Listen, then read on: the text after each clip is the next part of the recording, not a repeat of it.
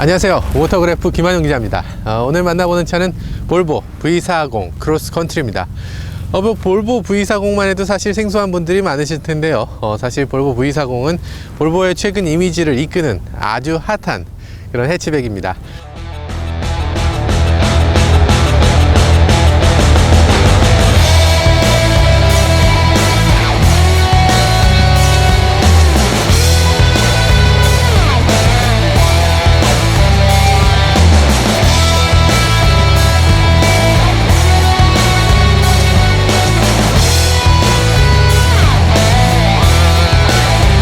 네, 볼보 V40은 후미가 굉장히 아름다운 것으로 유명하죠. 이 엉덩이 디자인을 가장 잘하는 디자이너가 디자인했는데요. 볼보 C30에서 봤던 그런 유리로 만들어진 그런 엉덩이를 이런 식으로 잘 구현해냈습니다. 디자인도 아름답지만 공간도 굉장히 넉넉한 것을 볼 수가 있습니다. 마치 외건형 자동차인 것처럼 굉장히 넓은 바닥 면적을 자랑하고 있습니다. 캐리어라든지 이런 걸 한 3개 정도 넣을 수가 있고요. 골프백은 한 4개까지도 가능할 것 같다는 생각도 듭니다. 어려울까요? 어쨌든 그 수납 공간을 또 여러 가지로 구성이 가능하도록 이렇게 만들었습니다.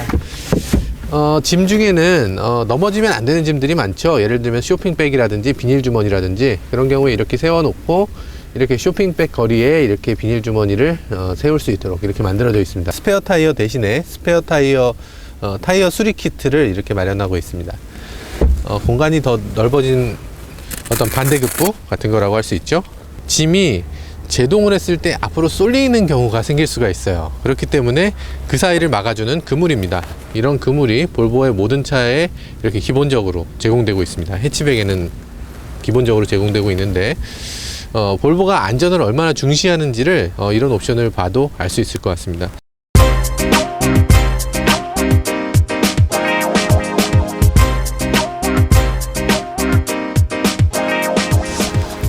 네, 그런데 이 차는 볼보 V40 중에서도 크로스컨트리잖아요. 크로스컨트리는 도대체 뭐가 다른가 한번 살펴봤습니다. 보면 차체 높이가 조금 높습니다. 볼보 V40이 그렇게 낮았나 싶을 정도로 조금 높아진 정도, 큰 차이는 아닙니다. 이 볼보 같은 경우는, 크로스컨트리 같은 경우는 어지간한 돌이 튀어도 스크래치가 생기지 않는 것이 특징입니다. 측면이나 하단부 모두 이렇게 플라스틱으로 덧대놔서 굉장히 든든한 이미지를 구현하고 있습니다. 볼보 크로스컨트리 같은 경우는 해외에서는 D5 사륜구동까지 제공하고 있는데 이 차는 사륜구동은 아니고요, 전륜구동입니다. 그래서 크로스컨트리라는 이름이 조금 무색하긴 합니다만 그래도 이렇게 디자인 면에서 굉장히 우수하고, 그리고 오프로드에 갔을 때 잔돌이라든지 이런 것들을 전혀 걱정하지 않고 달릴 수 있을 정도로 이렇게 차체가 높게 만들어진 것이 특징입니다. 이 후미 부분도 이전의 V40에 비해서 많이 이렇게 올라붙어서 범퍼가 긁힌다거나 이런 경우는 거의 없겠죠.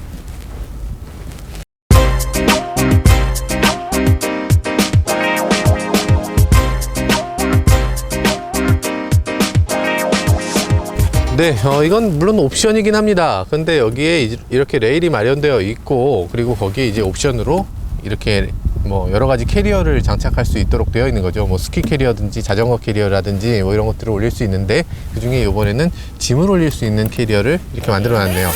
자크를 열고요. 평상시에는 이렇게 작게 축소시켜 놨다가 필요한 경우에만 열 수 있는 겁니다. 이렇게 올리면 굉장히 든든하게 이렇게 열리잖아요. 스웨덴이라고 하면 이케아의 나라잖아요. 이케아의 나라 스웨덴. 크다면, 큰 공간을 차지한다면 항상 소음이 많이 발생할 텐데, 이 옵션 같은 경우는 소음을 최소화하면서 필요한 경우에만 사용할 수 있는 아주 유용한 아이템이라고 할 수 있겠습니다.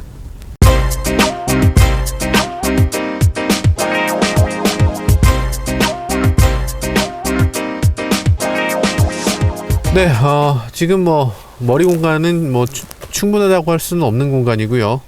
어른이 느끼기에는 조금 좁다고 느껴지는 그런 공간이고, 어린이나 조금 작은 어른 여성분들이라든지 이런 분들이 앉을 때는 굉장히 괜찮다 뭐 이런 느낌이 드는 공간이에요. 무릎 공간은 상대적으로 좀 넉넉합니다. 주먹 하나가 충분히 들어갈 수 있는 공간 정도가 무릎 공간이 나오고 있고요. 뭐 트렁크 공간도 그런 대로 괜찮고, 그런데 한 가지 좀 아쉬운 부분은 창문이 여기까지밖에 안 열린다는 거예요. 디자인상으로 이걸 이렇게 날렵하게 만들다 보니까 이게 창문이 여기까지밖에 못 내려가는 게 아닌가 그런 생각이 드네요. 이거보다 조금 더 내려가면 더 좋을 것 같긴 한데, 어쨌든 이렇게 원해도 손을 밖으로 내밀기 쉽지 않다는 거, 뭐 그런 게 뭐 V40 뒷좌석 뒷유리에 조금 아쉬운 부분이라고 하겠습니다. 약간 이 정도의 사람들이 봤을 때 개방감이 어느 정도 되고, 이거보다 조금 큰 사람들의 입장에서는 좀 답답하다고 느껴질 수 있는 공간이에요. 뒷좌석 공간은 조금 여성이나 어린이들을 위한 그런 공간이다.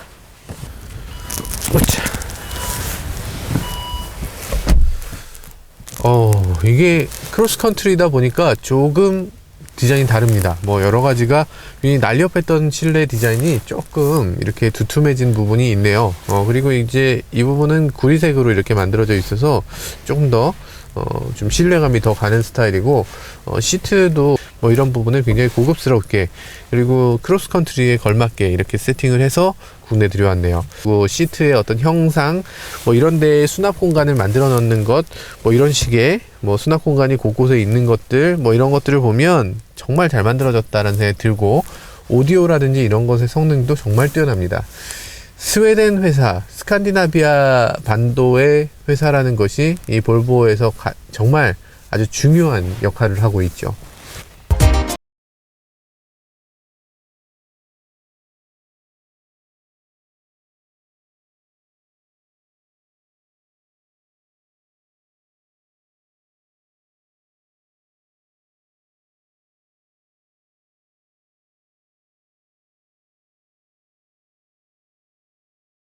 네, 뭐 이전 볼보와 달리 최근에 볼보는 굉장히 곡선 위주의 전혀 다른 디자인을 하고 있죠. 그런데도 불구하고 뭐 볼보의 키는 여전히 이렇게 네모 반듯합니다. 네모 반듯한 키를 이렇게 꽂아서 시동을 거는 방식이죠. 물론 꽂지 않아도 됩니다. 뭐 실내 디자인은 굉장히 아름다운 편입니다. 그리고 기능적이기도 하죠.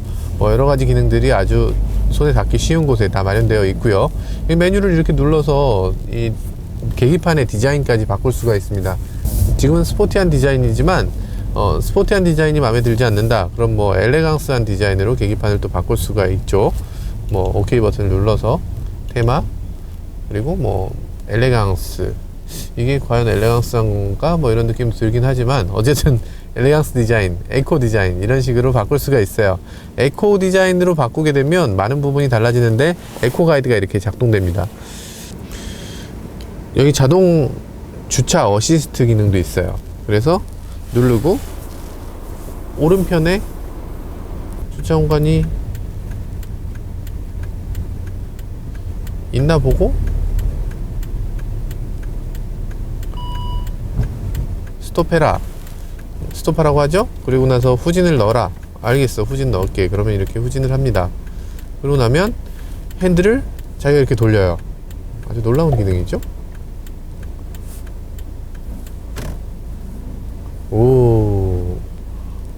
이렇게. 그러니까 운전자는 가속 페달과 브레이크만 잘 밟아주면 알아서 지가 이렇게 주차를 맞춰주는 거죠. 아주 훌륭한 기능이죠. 하지만 이 기능은 사실 아반떼에도 있는 기능이기 때문에 뭐 그렇게 대단한 기능이라고 할 수는 없겠고요. 내비게이션 같은 경우는 사실 2핀 형태예요. 지니맵이 장착되어 있죠. 그래서 지니맵이라서 어떤 사람들한테는 굉장히 익숙하다라고 생각되는 사람이 있는가 하면, 어떤 사람들에겐 너무 좀 싼티난다 라는 사람도 있을 것 같아요. 어쨌든 저는 개인적으로 이렇게 돼 있는 게 그 스타일이 굉장히 멋있는 수입 내비게이션보다, 수입차 내비게이션보다 이렇게 그냥 지니가 그냥 들어있는 게 훨씬 더 저는 좋다고 생각합니다. 근데 이 차에는 뭐 여러 가지 놀라운 기능들이 있지만, 저는 제가 놀랍다고 생각하는 건 차선 이탈을 방지해주는 기능입니다. 차선 이탈을 방지해준다, 경고해주는 게 아니에요.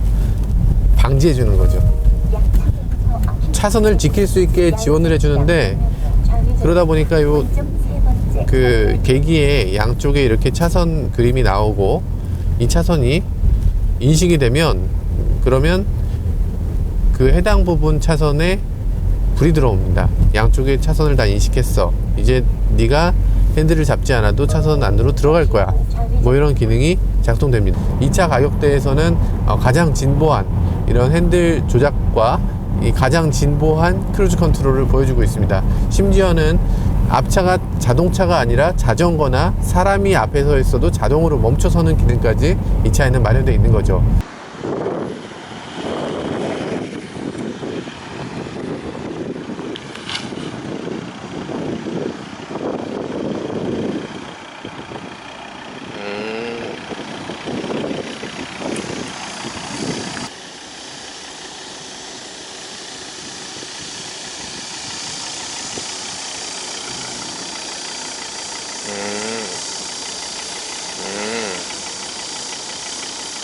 정말 대단합니다. 볼보는 정말 안전기술에 있어서는 정말 최고의 안전기술을 모두 탑재한 자동차를 만들어낸 것 같네요. 정말 놀라운 일이에요. 제가 V40 같은 경우는 독일에서도 꽤 오랫동안 시승을 해봤는데 독일에서 시승하면서 시속 200km, 220km 정도로 꾸준히 달릴 수 있는 그런 자동차였습니다. 굉장히 안정감이 높았고 고속에서도 큰 무리 없이 달릴 수 있는 그런 자동차였죠. 한 가지 아쉬운 부분이라면 핸들링이 그렇게 샤프하지까지는 않다는 거예요. 샤프한 느낌까지는 아니라는 겁니다. 저는 지금 계속 핸들과 가속 페달, 브레이크 아무것도 안 밟은 상태로 계속 가고 있는 거예요. 계속 가고 있는 거죠. 근데 참. 네, 지금 핸들이 돌아갔죠. 핸들이 이렇게 돌아가는데 이 핸들 돌아가는 게 무작정 이걸 믿어서는 안 되고, 네, 이 정도 돌아가는데 뭐예요? 코너링을 할 때도 코너링에서 언더스티어가 발생하지 않도록 운전자가 각도를 잘못 보고 바깥으로 빠져나갈 수가 있잖아요. 그런 경우에 그거보다 조금 더 꺾어야 돼 하고 운전자의 핸들을 조금씩 보타해주는 그런 역할 정도로 보면 되겠습니다. 자동 운전을 해준다는 건 절대로 아니고요. 자동 운전이 아니라 자율주행이 아니라 운전을 하다가 실수를 하는 걸 조금 보강해주는 정도의 기능입니다. 그럼에도 불구하고 아주 편리하죠. 지금 저는 두 손을 놓고 있으니까요. 이렇게 핸들을 꺾는 거예요. 이게 자율주행의 길이 정말 머지 않았어요. 또 핸들 꺾었잖아요. 네, 이렇게 계속 차선 왔다 갔다 하니까 드라이버 얼러트 떴어요. Time for a break 라고 떴네요. 야, 너 가서 커피라도 좀 마셔야 되는 거 아니야? 너 졸음운전하고 있어 지금? 이런 식의 경고입니다. 정말 요즘은 와이프한테도 잔소리 들어야 되고 자동차한테도 잔소리 들어야 되는 그런 시대가 됐어요. 한편으로는 나를 걱정해주는 자동차라니 고맙기도 하네요.